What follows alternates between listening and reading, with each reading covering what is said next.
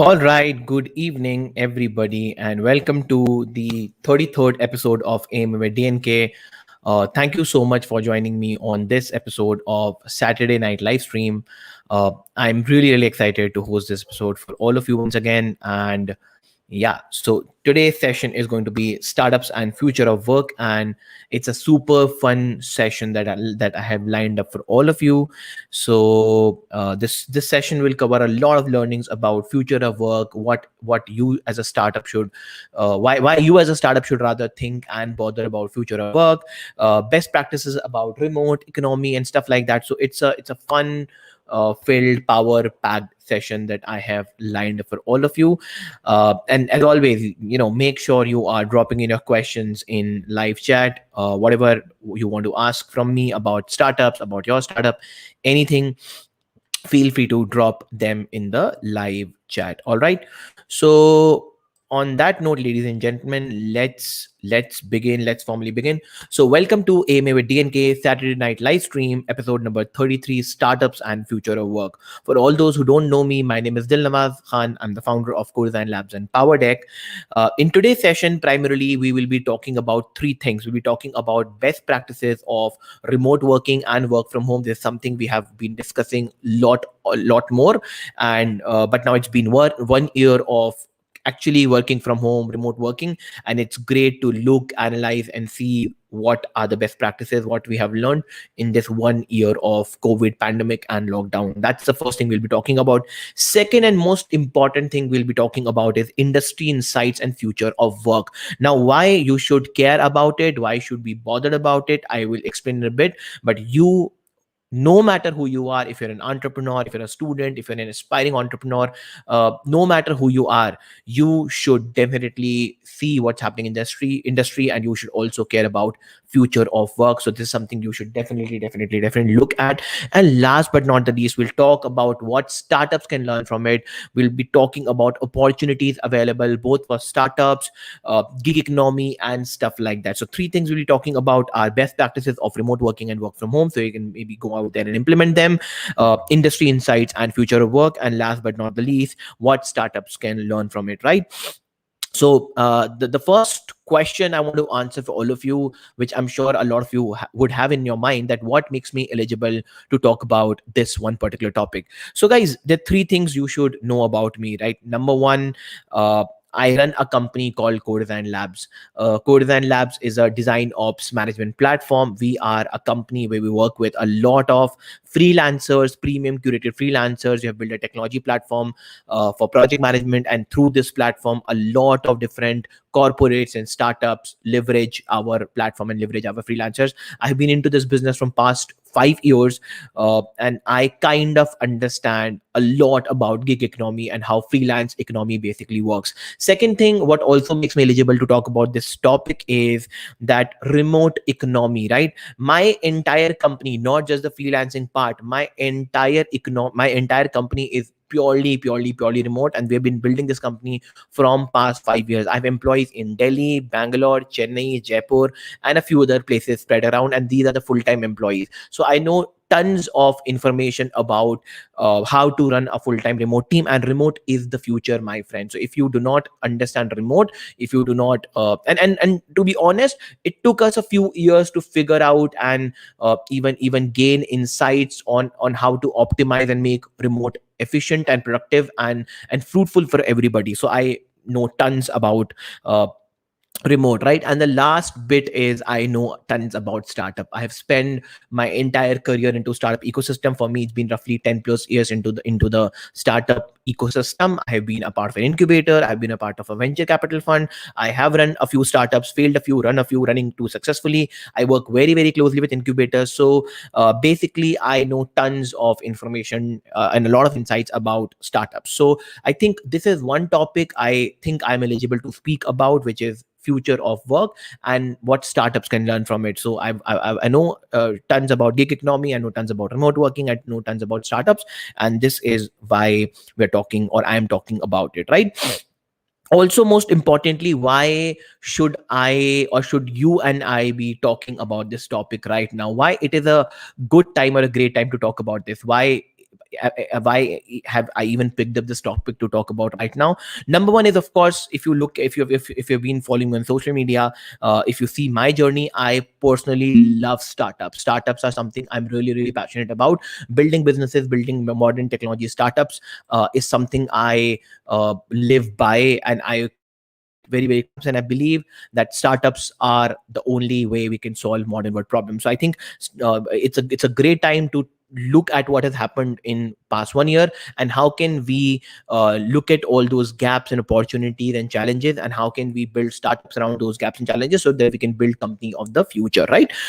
Second and most important, and don't go after me if I use the word of saying this is anniversary of lockdown or anniversary of COVID-19, right? So COVID-19 technically reshaped the entire world.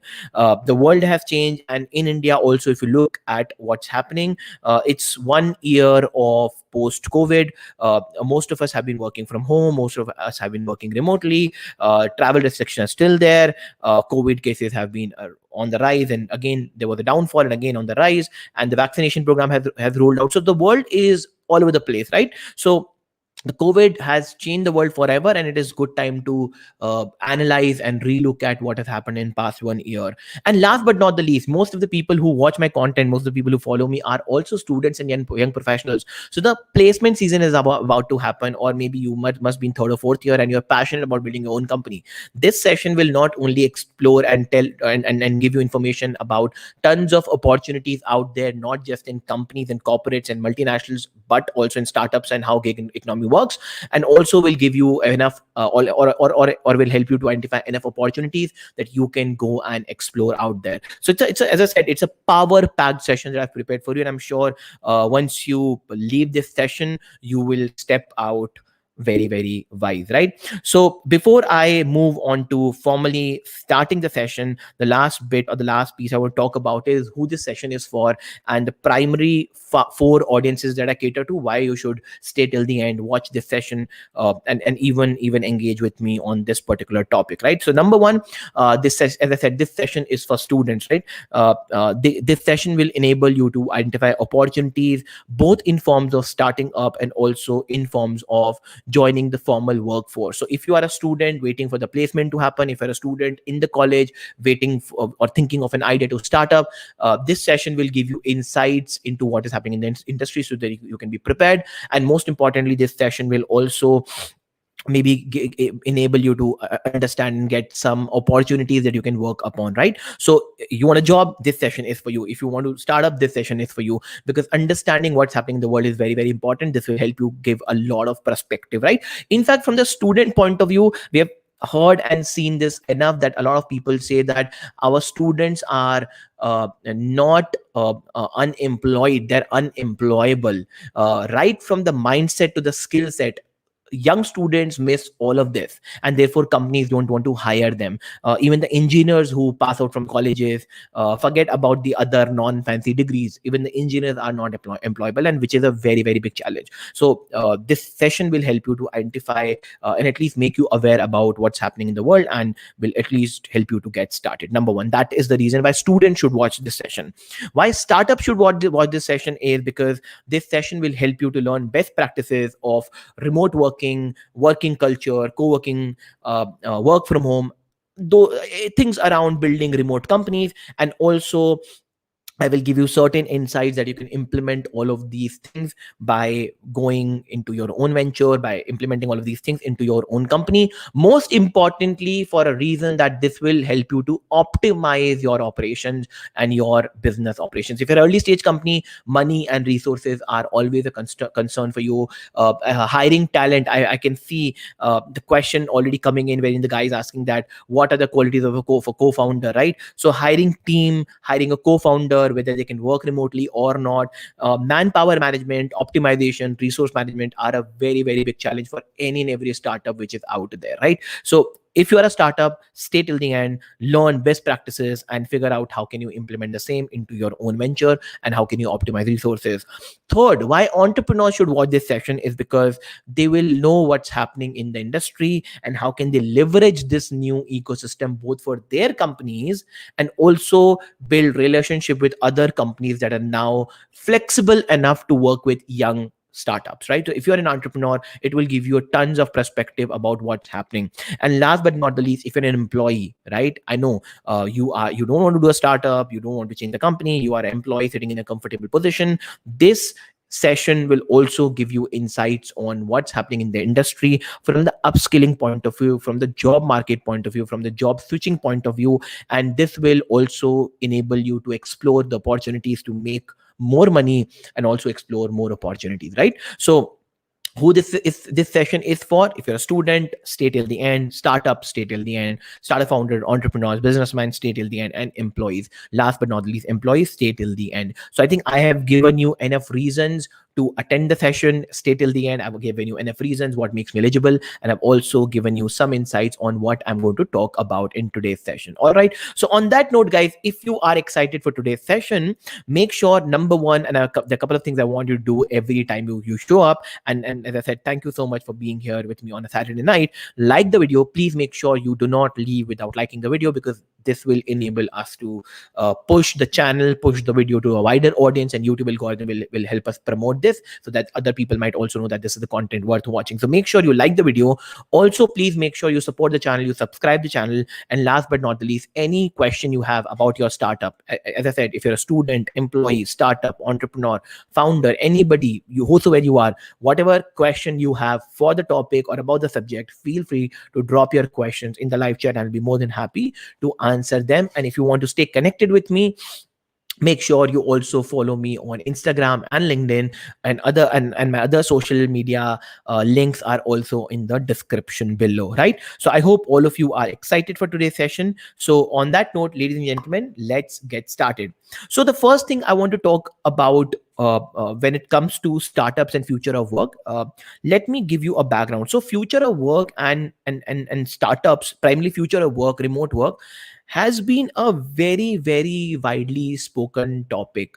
If you have been following conferences, if you've been following panel discussions, if you've been following international authors, if you've been following international celebrity CEOs, future of work and remote working has been widely spoken about, right? There are primarily a few reasons why people were talking about it, and there are a few factors that drive this entire wave of future of work. The number one is automation and robotics. uh, I'm sure you would have heard the topic or a point like industry 4.0, right? So implementation of robotics, implementation of industry, implementation of automation, implementation of machine learning and AI and IoT, all these modern technologies into industry is a phenomena widely spoken about, and therefore future of work was spoken about right from has been spoken about from a couple of years now, right? Also, gig economy and remote economy was always spoken about. If you have seen the trend from past few years, remote somehow became a buzzword. It became a somewhat adaptable thing. If you go to LinkedIn and search for jobs, there's a filter that shows you the remote jobs available, right? So companies have started embracing the power of remote, and they know that there are certain things that can be done remotely. Therefore, remote was also a very, very integral part. And then, of course, gig economy was always on the rise. But if we look at last 1 year, COVID brought in three main things that accelerated this entire scenario, right? COVID basically brought in compulsion, right? We were locked in our homes. Whether you are an employee, whether you're a startup founder, whether you're a student, whosoever you are, you were compulsorily, you're supposed to be logged you were supposed to be logged inside your house compulsory. Lockdowns were implemented across the world. Lockdowns were implemented across the globe, and compulsion was one thing that happened, which was brought in by COVID, right? Second thing was adaptability. Now, once you have been forced to do something, once you were you were forced to kind of take on the challenge, right? You had to somehow adapt, because if you're not flexible enough, the business will not run, and the business will die. So adaptability was again pushed for much further due to COVID. And last but not the least, accelerated digital transformation was something that happened across the sectors because of COVID-19. So COVID brought in compulsion, COVID brought in adaptability, and COVID brought in accelerated digital transformation across the sectors. There are few stats I have lined up for you, which I think you might, if you look at, should be exciting enough for you to note. So as per World Economic Forum, if you even look at the nature of jobs that are happening right now, 85 million people will lose their jobs in next 5 years because of shift and change in the dynamics of how industry, academia, overall economy works, right? 97 million people will change their job roles. If you are currently in a mid or a junior level position, you might be one of them. 97 million people will change the role, right? One in two worker, one in every second person in a job will need to start reskilling. And in fact, even people who are existing in the current system, 40% of them would be need to would have to upskill themselves. And last but not least, organizations will immense heavily into employee training so that they can transition for future of work. Rather, organizations are willing to put 70% of the workforce under training. So the reason I'm putting down all these stats in front of you, because if you look at all these stats, every crisis brings in opportunity, right? Every crisis, and let me repeat it once again, every crisis brings an opportunity. Every change, every shift in the market, everything which is dynamic, every crisis, it brings an opportunity. And if you are a smart guy, you will basically not just look at the negative side, but rather you would want to play and pick up that opportunity and build something on top of it, right? So even if you look at job market, if you are somebody who is looking for a job or already in a job, there's something called as a future of job, as a topic that a lot of people talk about. Although this session is not about future of jobs, but let me address this for a bit so that you also get an understanding. If you are somebody looking for a job, there are sectors that demand specialized and highly skilled employees. If you talk about e-commerce as a platform, because e-commerce has really boomed in past 1 year. In fact, it's one of my points when I talk about remote working and future of work. E-commerce has really boomed, and right from guys doing warehousing to guys doing delivery to the technology stack built on top of it to optimization of the entire thing, there's a huge demand into e-commerce right now. The world is going through a climate crisis. Any and everything around renewable energy sector, engineers, technician, scientists are in demand, right? Digital has been on the super boom, right? From content creators to content distributors to digital marketers, anything around digital is in demand, and these are skills you should learn if you are a young professional or a aspiring or a student rather, or somebody who's looking for a job change or something like that, right? Healthcare related sector, last 1 year has been all about healthcare, right? Healthcare, pharma, vaccine. So healthcare is a super solid field to venture into. EdTech is another hot sector. We have seen so many unicorns coming out of EdTech and fintech sector. So of course, if you're a techie, fintech is for you. In fact, personal finance, financial knowledge, financial inclusion has been on the rise. But if you are somebody who's a teacher and who can not only teach but also you can teach modern skills, that too remotely, I think you are the guy who will be in demand, right? Then other opportunities like DevOps engineer, AI engineers, digital marketing managers, talent acquisition specialists, HR tech is in the rise. So all of these things are there in demand, right? What will decline? Hospitality, travel, operation level staff, unskilled labor, anything that basically can be automated will be going out of the market. So the bottom line is, you should, if you are somebody who's looking for a job, these are high skill, high demand skills. But as I said, the future of work is absolutely different topic than a future of job topic, right? So the idea was just to give you insight onto what future of job should look like and what kind of opportunities you can explore. But now coming back to the topic of future of work, let me now take a deep dive into this and let me explain you what I think are critical factors that will drive the future of work. All right. So also on that note, I'll take a quick second. I'm just running through my notes as and when I am talking to all of you. Make sure once again, make sure, sorry, make sure you subscribe the channel if you haven't done so far. If you're liking what I'm talking about, make sure you drop a comment, make sure you like the video, subscribe the channel, and also any questions about the topic, any questions otherwise in general about startup, entrepreneurship, pitch deck, anything, I'll be more than happy to answer them. So please make sure you are posting those questions in the live chat. All right. So future of work, this is the broad topic we want to talk about, right? So there are certain factors that will drive the future of work, right? So number one factor that will drive the future of work is remote, right? So when you talk about remote, when you talk about work from home, when you talk about rather work from anywhere, it's a concept that a lot of companies have now adapted. Work from anywhere is a concept which is more of a result and KPI driven rather hours driven, right? So companies are now fine adapting a hybrid model. In fact, hybrid has been very successfully adapted by edtech or education sectors also, but companies are also now looking for it. So this concept, this phenomenon of 9 to 5 or getting paid by an hour or an hourly rate was basically a age old concept when we used to think from the point of a industrial age mindset, right? Which it is mid 90s concept, if we think about, right, that the workers used to go to the factory, they used to work 10 hours, 12 hours, and then they were given a fixed salary, right?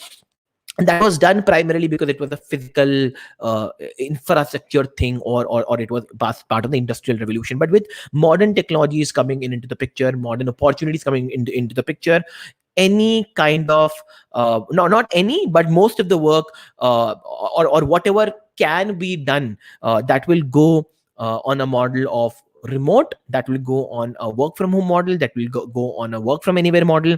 And most importantly, it will be driven via KPI and core result output, and not just hourly thing, right?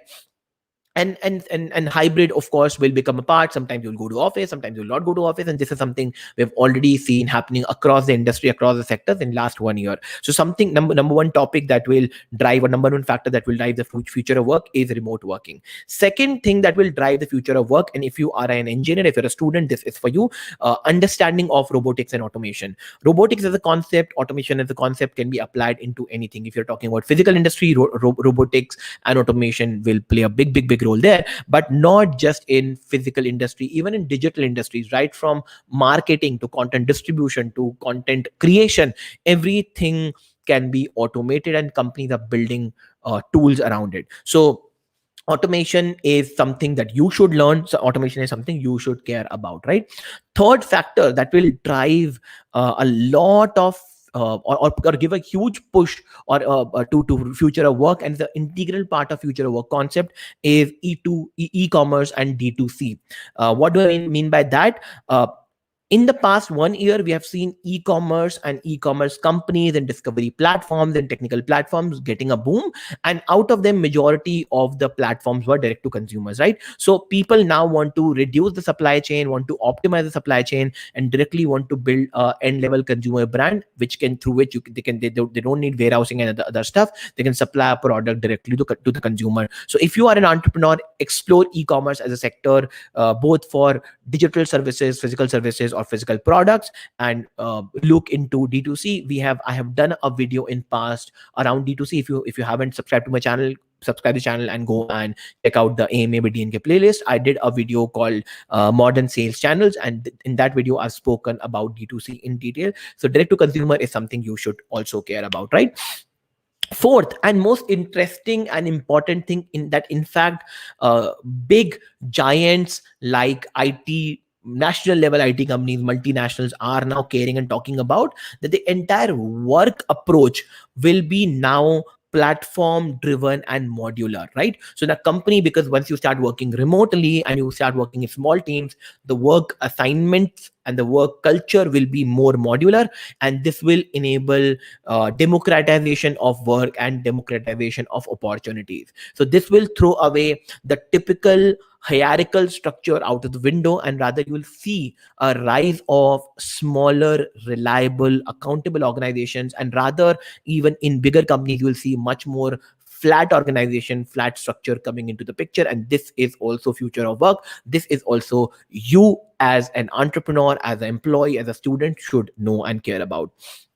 Fifth point, which is very, very interesting, is the way we learn, educate, and work will change if you look at these three factors together, right? So the future of work will have a very different equation between academia and industry. Right now, for first 25 30 years of a life, we basically learn and go to formal college, and then we go and work. And I'm sure only 5 or 10% of people go and become or do something which is upskilling or do executive MBA and stuff like that. Right now, if you look at past 1 year, even I have done certain courses, and I know a lot of senior people who have done a lot of courses. In fact, I have done courses, I have taught courses, right? So the learning structure will be super flat.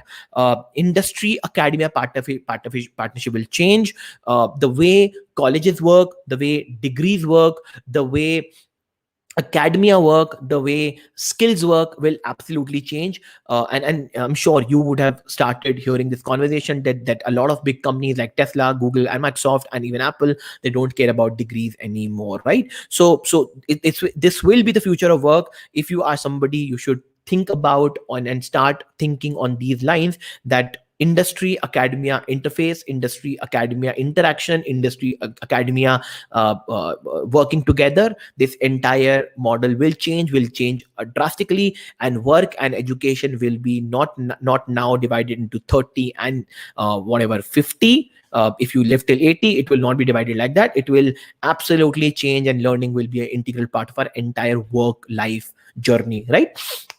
The I think the sixth point I want to talk about is rise of communities, right? If you are a gig worker, if you are a freelancer, even if you're an entrepreneur, right? Global communities, right from online forums to offline co-working spaces, will kick in and will give a rise to lot of communities, lot of global communities, lot of local communities. And this will optimize the connection building process, the networking process, the collaboration process, right? So if you are somebody, keep a watch on this. This is something you should definitely be looking at. This is something you should be keeping an eye for. And all of these points I'm taking, you can either be a part of it or build something on top of it. And if you are able to build something on top of it, you might land up becoming an entrepreneur, right? Last but not the least, is something that I want to talk about is resource sharing and cross learning, right? In past 1 year, a lot of people have realized that they want to be on an asset light model, and that is exactly what the work from home and remote working is all about. And with remote working happening and communities emerging, a lot of people would also want to share their resources. And when I say resources, not just offices but also staff. So if you are an engineer, or if you're a coder, if you're a developer in one company, you can of course go and work for another company, until unless of course your contract allows and you are not in a conflict of interest. So cross learning, resource sharing, collaboration will be on the rise. 7 things again which will drive the future of work: remote, work from home, work from anywhere, hybrid model, number 1. Number 2, robotics and automation. Number 3, e-commerce, D2C. Number 4, platform driven modular approach for industries. Number 5, education and work academia interface. Number 6, communities, global, local, co-working communities, connection, collaboration. And last but not least, resource sharing, cross learning, right? Now, why the future of work has, and the next question is something which I think should give you more insights. This is the question you should also think about. The future of work will, or rather has been much accelerated because or rather after post COVID pandemic, for a very simple reason, that when you look at the overall model of future of work, it enables you to, number 1, make more money. So if you are a startup, if you are an employee, if you're an entrepreneur, you will start making more money because your limitation is not now just local geographical, but now you can go really wide. You can work from anywhere, you can go remote, you can hire people from anywhere, and they or you can rather work with clients from anywhere, and this will give an opportunity to make more money. This will also give an opportunity to use better infra. You can always move to cities and rather countries and rather communities and places where you have the ecosystem already present in, and you have the infra present in, including better healthcare, including better roads, better internet, better entrepreneurial ecosystem, right?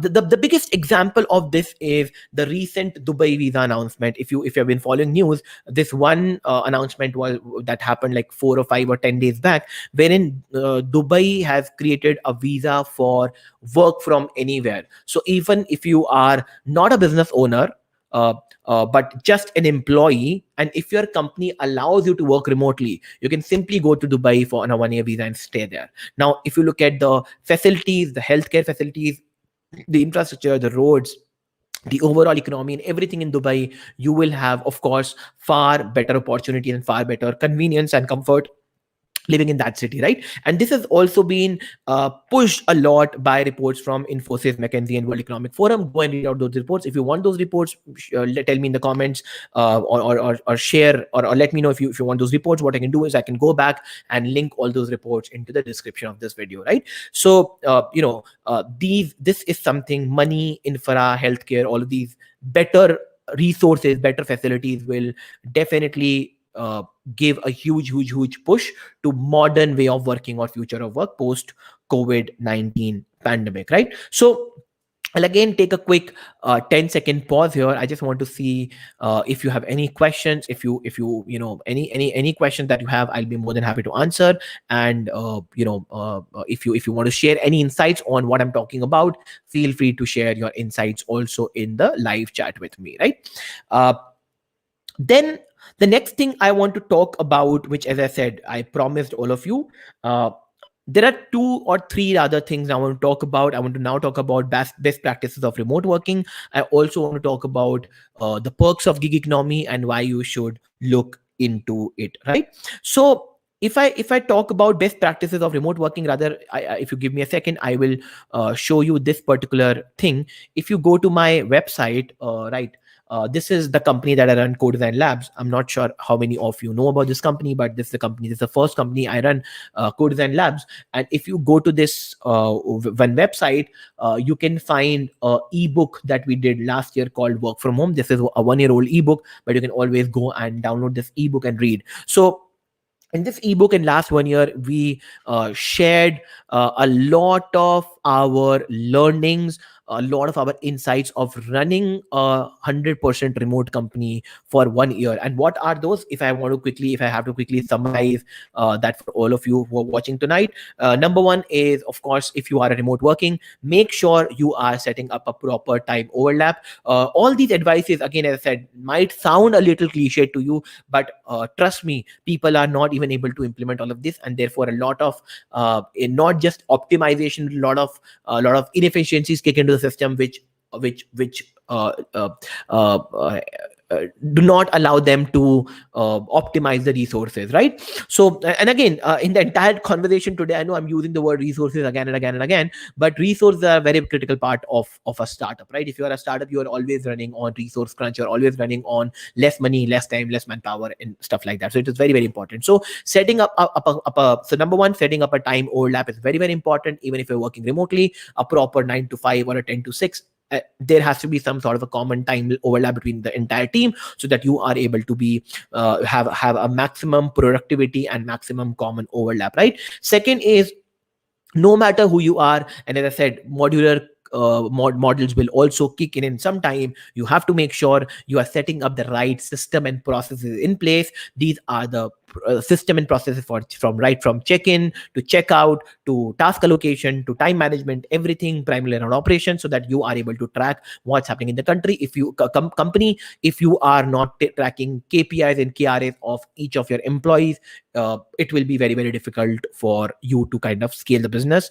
Third is you have to also ensure accountability by using right tools and right matrices.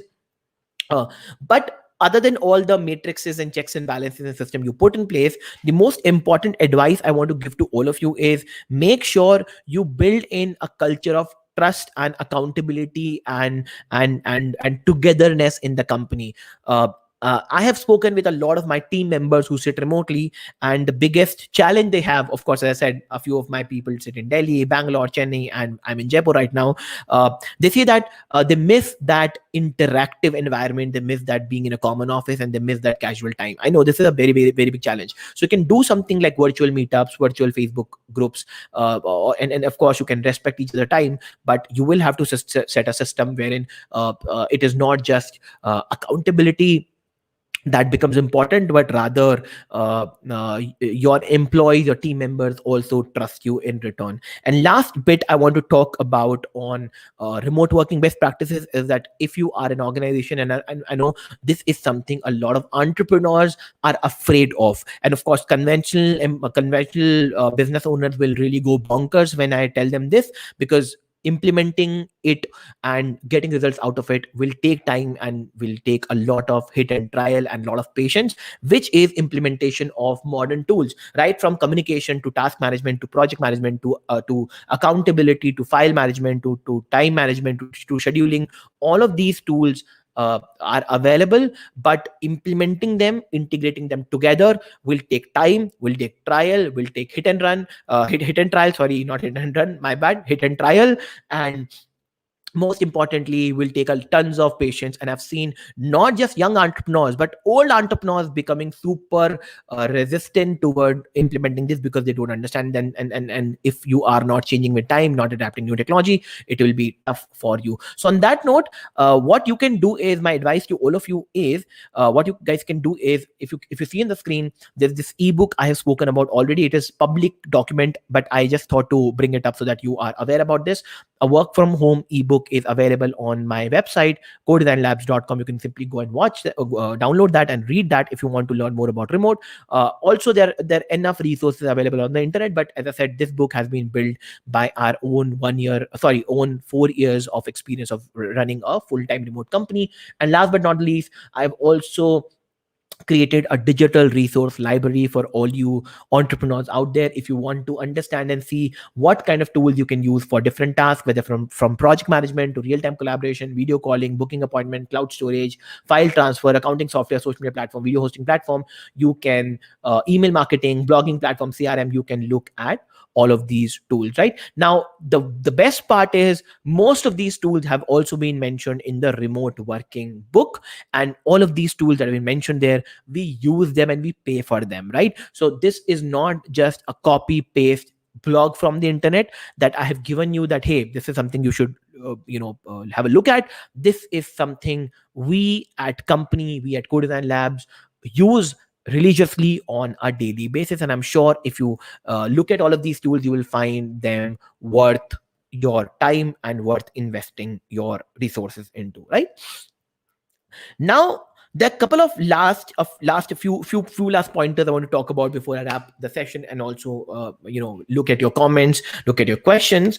Any questions up till now? Feel free to drop them in chat. Any feedback up till now?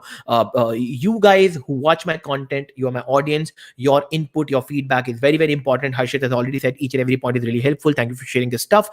Thank you so much, Harshit. Let me quickly plug in his comment for everybody to read. I really appreciate, Harshit, you coming and showing up and being the part of this session, being the part of live. I know it's difficult to come and attend on Saturday night, but if you're an entrepreneur, I think Saturday night is the best time to work on the pending things and work on the company. And if you can't do that, I don't know how will you learn, or how will you be a successful entrepreneur. So thank you to all those who show up and come and be the part of these conversations. And the idea is to come online every Saturday, talk to you, and at least share my learnings, share my insights with all of you, and at least share and rather give back about all the knowledge that I know. And if you see I prepare well for these sessions, I make sure that I am giving you value worth your time. Now, let me quickly talk about the gig economy part, because, as I said, a lot of people who watch my content are students, or maybe they are already into jobs. And how gig economy will help them is by enabling them to get more opportunities, and also enabling them to make more money. Again, looking at the website, if I can share it for a second again. My company works with more than 150 plus freelancers. Of course, there are certain restrictions when we onboard these people, but we work with a lot of freelancers, and we have been doing it from past a few years now, right? So why you as an entrepreneur, why you as an employee should look at gig. So the biggest, as I said, the biggest challenge with any business is that once you hire gig workers, you reduce the office space cost, rental cost, training cost, and permanent salaries cost, right? So hiring high quality gig workers, I know freelancer market, gig market, marketplaces are unreliable, and I think this is the reason why we are still in business, because when it comes to accountability and quality, my company Codesign Labs, we ensure accountability and quality, which is not taken care of by a lot of generic marketplaces out there. And you know what marketplaces I'm talking about. But when you work with reliable and curated and high quality premium freelancers, the biggest save that you make is on your buck, which is in terms of not spending money on rental, not spending money on permanent salaries, not spending money on training them. You get somebody who's ready to do the job at a much affordable price, not cheaper, I'll not use the word cheaper, affordable price. And then you also don't have to pay them anything else other than for the task you've allocated. So roughly, working with a gig worker or a high quality freelancer is almost 50% cheaper than the standard agency model, right? Also, you can always you don't have to get into the hassle of contractual things and HR things, right? So a lot of times when you hire somebody, you also have to you also get a liability of getting into HR process, getting into compliances, making sure things are done from the government's point of view, legal point of view, and all that stuff. When you work in a gig environment, you don't have to get that burden on yourself. And last but not the least, if you are a gig worker, if you are a freelancer, freelancing opportunities, freelancing will not only give you or enable you to make enough money, but will enable you to travel, work from anywhere, work remotely, work from home, and will give you immense work-life balance opportunity. And again, work-life balance is an extremely subjective topic. For somebody, they just want to work for 2 hours and chill for 22 hours. For somebody, they want to work for 20 hours and really hustle hard. It's absolutely subjective, but it gives you the freedom to do whatever you want, right? So gig is on the rise. Please make sure you consider that, and you can look up at a lot of platforms. In fact, if you are a startup founder, if you are aspiring entrepreneur, if you're looking for an idea, I know so many companies which are doing something called as niche gigs, right? So for example, we have urban company in India which is into handyman stuff, electrician, plumber, grooming, and stuff like that. We have companies like Fiverr and Freelancer who are into digital stuff. If you go to these websites, you'll also see them getting into the other spaces also. But just like I said, it's not the time to build another Flipkart. It's the time to build a D2C niche e-commerce company. Similarly, you can pick up one thing you're great at and build a platform, build a gig company on that model. And this is a great idea. If you're passionate about a sector, go and build your company on this idea. And I can tell you, you can build $1 billion, or forget $1 billion, at least $1 million company if you work on this particular idea, which is niche gig marketplace or a management company for one sector only. This is an idea I want to give to the universe, to all of you. If you are somebody who's passionate about this, go and build a company around it, right? Now, the last bit I want to talk about before I wrap the session, uh, and this is the last part of the conversation I want to talk to all of you about. Why, as a startup, you all should also worry about future of work, and why as a startup you can also you should also what is in it for you, basically why as a startup and you should worry about and what is in it for you, right? Let me now talk about a few opportunities that are available out there. As I've already spoken about one opportunity, which is the gig thing, right? EdTech is a hot sector. I've already given you stats about training and upskilling. So awareness is one of the sectors there's a huge space in. India is, if you look at Indian dynamics, India still has only 50% internet penetration. That means 50% of more population in India will now go and get access to internet in the upcoming years. India has already 70 60 per 60 70%. I don't know the exact stat, let me put it upfront, but roughly 60 to 70% of the population of the country is into the working category. So that means that they will also slowly and gradually would want to get skilled or upskilled or learn or relearn, and these guys will also once they get access to internet, they would want to be aware or trained. So there's a huge opportunity in awareness space, there's huge opportunity into training space. So if you are somebody who wants to interact, who wants to love, who wants to talk, awareness of uh, any sector people, you can aware doctors, you can aware potential doctors, you can aware students, you can aware engineers, you can aware handyman, you can aware people who come from traditional craft sector, anything. Awareness is a huge market. Even government supports a lot of organization who are into this space, and if you are really working from the bottom of the pyramid, you will also qualify as a social impact startup. If this doesn't sound cool to you, I don't know what else will. But again, give me your comment, give me your thumbs up, give me your reaction in the chat.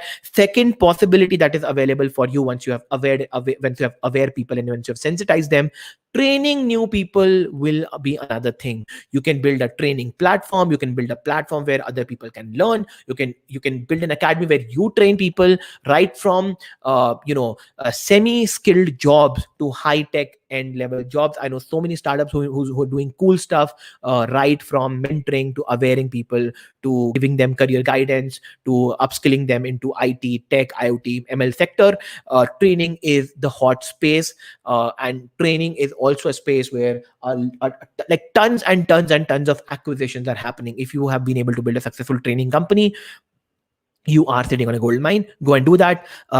Another cool sector is upskilling, right? So training is for first time people. Upskilling, a lot of companies will be looking at upskilling their existing entrepreneurs. So you can build a B2B company where you can not only upskill existing employees on conventional technical skill set, but also soft skills. You can teach them how to make presentations, you can teach them how to do public speaking, you teach them how to work on Excel and Word and how to make fancy presentations. You can teach them onto anything that enables them to be a better employees. As I said, 70% of the workforce will go under huge upskilling in the coming years. And last but not the least, managing all these people, HR tech is on the rise. So what is HR tech? Right from recruiting to getting the compliance done, to making sure employees show up, to making sure his payroll and his other things are in place. In fact, Razorpay recently acquired a company for payroll management. So any and everything that goes around HR is the hot cake out there. HR fintech combination for enterprises, for companies not yet gone under digital transformation, is again a huge opportunity. So these are all the opportunities which are out there. People keep on asking me that, sir, tell us an idea we can work on.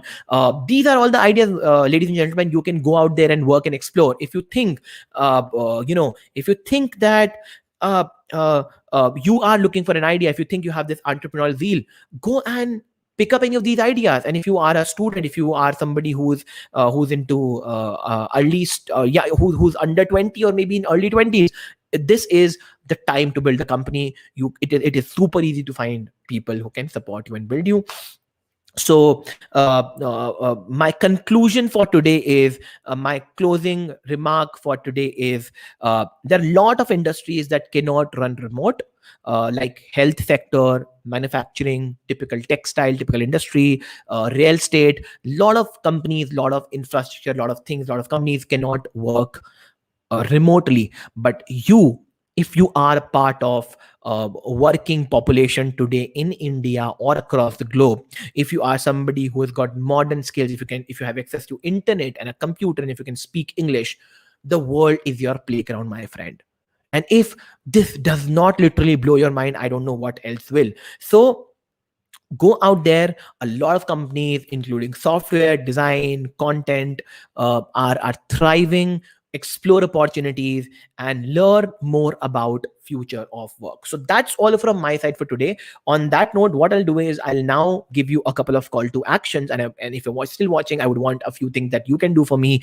And before that, then I'll move on to answering your questions. I hope you enjoyed today's session. I hope you found it valuable. I hope that the insights and the knowledge and the learning I shared with all of you made you a little wiser. At least that's my effort when I do these sessions. And what you can do is, in return, if you have learned something today, make sure you spread a word about the channel. Make sure you make your friends subscribe to the channel. Make sure you ask your employees to subscribe to the channel. See, word of mouth is the biggest testimonial any entrepreneur, any creator, anybody can get. If you're liking what we are doing here, if you're liking what I'm trying to build on YouTube, and this is all free knowledge out there for the universe, make sure you subscribe to the channel. Make sure you like the video. Make sure you comment. Once the video is over, make sure you go and comment, because that will also push. Make sure you share your learnings on social media. Tag me, tag my channel, and that is how you spread a word. In fact, add on tip, maybe you can write an article about 5 things you learned today, and that's a content piece for you. If you want to become a content creator, why not start from there? So when you see these videos, write an article, 5 things you learned today, or 5 things you liked, 5 things you disliked, whatever.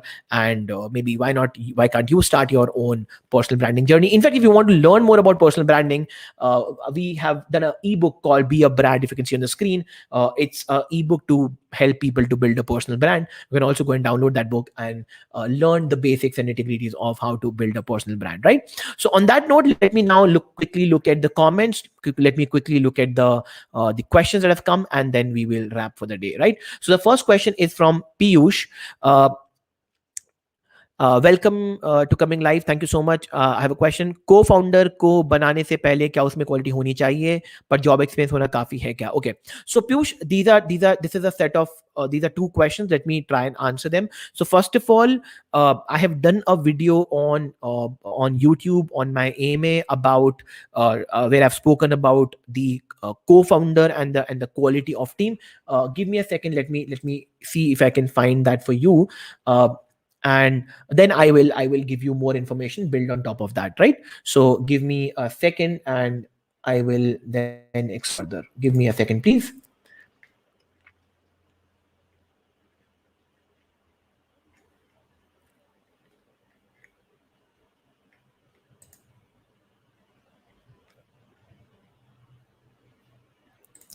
Sorry folks, give me a second more. Okay. Okay, so if I can quickly add and show you, if you can see on the screen, is this video that I've done long back. It's called Finding Co-Founders and Team, right? If you can watch this video will give you all possible stuff, all possible information about how can you go and find a co-founder, and what are the qualities the co-founder should have, right? But because you are here today, you have showed up, and the question has been asked on the live, let me also elaborate and give you further more information. So the number one quality that you need to look in the co-founder is the quality you don't have as a person, right? Because a team has to be super complementary in nature. If both of you are extroverts, if both of you are introverts, if both of you are sales guys, if both of you are marketing guys, if both of you are techies or engineers, if both of you are MBA guys, it will be very difficult for you to build a comprehensive company or build a company which mitigates the broader risk. So the idea is find a co-founder who brings something on the table that you don't have. For example, in my company, my co-founder Neha, she is a chartered accountant, she is a finance expert, right? So wherein I bring in the learning and experience of sales and marketing and a bit of technology because I am an engineer by qualification. She is somebody who brings in understanding of branding, delivery, operations, optimization, also tons about finance and accounting. So we together as a team are a very strong team when it comes to running the business, right? So number one thing you should be looking in your co-founders. Co-founder is something that you don't have. Your co-founder is more like a partner, right? He should be able to fill the gaps you have. That I think should be the number one thing, right? Second and most important, you as a collective team should be one of you should at least have the core skill set of which we call as a hustler, hacker, hipster. One of you should be a technical guy who can go out there and build the tech product. One of you should be a marketing guy who can go and sell that product. So one should build, one should sell. Minimum, these are the two requirements. If this is not the combination that you have, Piyush, it will be very difficult for you to build the company, right? Now coming to the second part where you have asked that per job experience kafi hai kya. See, when it comes to job, at least this is one experience of mine. When I was in a job, my job, and when I say the word job, uh, uh, it absolutely depends upon the boss you are under or who's your reporting manager. Because when you are into early stages of your career, a lot is learned from the reporting manager or the boss you have. If he's hardworking, you will by default be hardworking. If he's smart, if he reads, if he's learned, you will by default learn those qualities. If he is a cheat, if he's a lazy ass, you will adopt the same qualities, right? So my job basically trained me to be a better entrepreneur. My boss was a very hardworking guy. My boss was a extremely patient guy. My boss was a very intelligent guy, and these are the qualities I learned from him when I was working with him, right? So job not only teaches you all these qualities, but also most importantly teaches you the discipline, the accountability, the responsibility, and stuff like that. And job makes you do better entrepreneur, number one. But if your job is directly not in sync with the company you're trying to build, experience will not matter that much. So technical experience, whatever field you come from, is absolutely different. But the the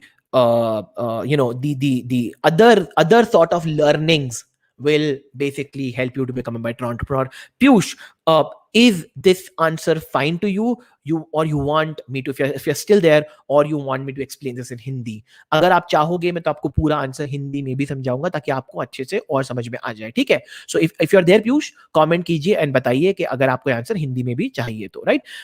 I'll move on to further more questions. Harshit has already said, thank you so much, Harshit. I really appreciate you showing up on these lives. Really appreciate that. Harshit has another question. Uh, how can we explore more new communities related to our communities related to our sector or domain? Any resource or platform where we can easily come to know more about this? So Harshit, I think the best community you can first of all join is and again this is a contradictory answer. The best community, the first community, is you should go and join local WhatsApp and Facebook groups. But what I have learned in past a few years, that almost all Facebook groups and WhatsApp groups are dead, for a very simple reason, that if you want to build any community, the most important critical role in building that community is the community manager, right? Because this guy is the one who's in a full-time job to channelize, run, and make sure the community is flowing out there, right? But just in order to answer your question, I think explore local groups which are physically operational, or maybe they operate on a WhatsApp and do community meetups. You can also go and join online groups or digital groups. You can also go and be a part of certain accelerator or incubation programs who eventually create communities. For example, I'll give you this example. I run this Power Camp workshop, and I'm sure if you have been following me in social media, you have been seeing me doing all this stuff. You have seen that I also offer private Facebook members group as a part of the package that I offer to them. And the idea is to build the community of people who have used my product. These are all mature senior level entrepreneurs. And I was having a quick discussion with all of them once I closed the session. And I realized that they also want to have pure learning. They want pure networking. And all of those such stuff. So to be honest with you, the lowest hanging fruit is WhatsApp and Facebook, local communities. But you can also go and part of an incubator accelerator program, or simply Google search. You'll find a lot of communities. But the most important factor in success and failure of any community, and this is the reason why Facebook and WhatsApp groups have declined, or rather are dead, is because their community manager sucks. There's nobody to drive the community, and therefore the community dies, right? So this is one thing. In fact, if you are a part of this program, Harshit, I think you're already a part of my small community who show up and support me when I do these lives, right? So I hope this gives you certain insights, right? Next question is from Vicky. Can you elaborate more about community and resources? So Vicky, it is a very, very interesting question. See, whenever you are a part of community, or rather when you are a very early stage entrepreneur, the problem with you is you are always running on resource crunch. What do you mean by that? आपके पास पैसा नहीं होगा, you will not have money, you will not have resources, you will not have office, you will not have employees, you will not have the right talent to work with. In fact, let us say you are a tech guy, you might not have a marketing guy, you are a digital marketer, you might not have a techie, you are stuck into something, or let us say you are great with coding, but you don't have a guy who can manage your server and stuff like that. So the lot of problems that you will find. The best way to combat or mitigate this is be a part of a local community where you can find like-minded entrepreneurs, or rather entrepreneurs who come from a similar stage. They can be from similar sectors, but similar stage is most important because you all might be facing similar challenges. And I'm sure this is where I speak as an incubation guy, but don't bother about coming from the similar sector, because a lot of times the guy or the entrepreneur will not reveal his trade secrets to you, or he might be at a different level. So forget about that. But I think similar stage is very, very important. If you're able to collaborate with people who are into non-competing zone and are building the company, which are almost going through the same problems, I think then you can share the resources. You can share manpower, you can share office space, you can share your employees, you can share other things, and this will help you in optimizing resources. So imagine you are and Vicky, if you can maybe reply to me in the comment, I think then I'll get this clarity.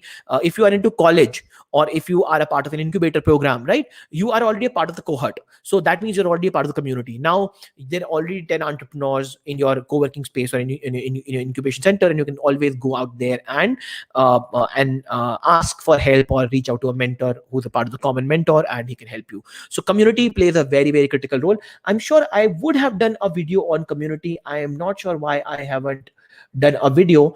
Guys, can any of you or I have done this video. In fact, Yash, let me again add this thing to my stream. Can you see this video? Importance of startup communities. It's a 1 hour 13 minutes video. I would request you, Yash, to go and watch this video. This video will give you all the possible insights about how can you build a community, and what are the important things from the community point of view. Then moving on to Harshit's comment. Thank you, Harshit, and I really appreciate you being here. Last question from Yash, and then we'll wrap the session. Before all of you guys leave, please make sure, folks, you like the channel, you subscribe the channel, you subscribe to the channel, and you like the video, and make sure to spread a word about it. Once the video is done, please make sure you come back and also comment. All right. So quick last question that I want to talk about before we wrap. Yash had the question: is it okay to be in losses in initial startup stage? Yash, if you are in the capacity to incur the loss initially, yes. And also, every entrepreneur will initially incur losses. I don't know how many of you know about this. Again, let me share the screen and give this information to you. I run this program called Power Camp, wherein I teach financial modeling to entrepreneurs. If you have not seen this program, you can simply go to powerdeck.in and go to Power Camp. Maybe I can copy and give this link to all of you sitting in the live chat. You can go and watch this video as well. ठीक है. So what in this program I also teach entrepreneurs on how to basically create a financial model. Now a question is very very important. If you are a consumer facing company, if you're a consumer first company, you will for sure be incurring a lot of losses initially, and that is why you need funding, right? So a lot of entrepreneurs who need funding, they need funding for the same reason. They need funding so that they can cover up their initial losses, and this is what this program teaches you, right? So if you are somebody who wants to be a part of the program, enroll for the next batch. This batch is over. But these are some fundamentals you should know. Now, when you also talk about losses at the initial stage, of course, as I said, you will be incurring losses, and there'll be a certain point of time only for which you can be able to incur that losses. Apni jeb se kitna paisa lagaoge, right? So that is why you'll be needing external funding, whether in form of grant or CSR or angel investors money or venture capitalist money. You will be needing that money, my friend, right? So this is, yeah, I'm pinning back the link to all of you, powerdeck.in/powercamp. Go and check this out. All right, folks. So on that note, this is the end of today's episode, 33rd episode of AMA with DNK. Today we spoke about startups and future of work. I hope you enjoyed the session today. I hope I was able to share some insights about what is there in the future of work, what you guys can understand and learn from it, and what are the opportunities which are available. Vicky, as you say, you're an emerging entrepreneur. Yes, then absolutely these such sessions, such programs are very, very important for you. But if you can go back and watch all my YouTube videos, they're public out there. In fact, they will also give you a lot of insights. And yes, you will be needing funding if you want to start up, if you don't have your own money to burn, right? So on that note, ladies and gentlemen, thank you so much for joining me on this session of AIM with DNK. This was episode number 33, Startups and Future of Work. And thank you so much for joining me on this session. I will see you next Saturday. Till then, take care, have fun, have a great weekend, have a great Holi, and enjoy and be safe. The COVID cases are rising again, my friends. This is the COVID anniversary on which we did this session, but the COVID cases are rising again. Please make sure you stay safe, stay at home, and take care of everybody. And keep on learning, keep on making sure that you are upskilling yourself, learning yourself, not just for the work or entrepreneurial thing, but just in order to be a better person. All right.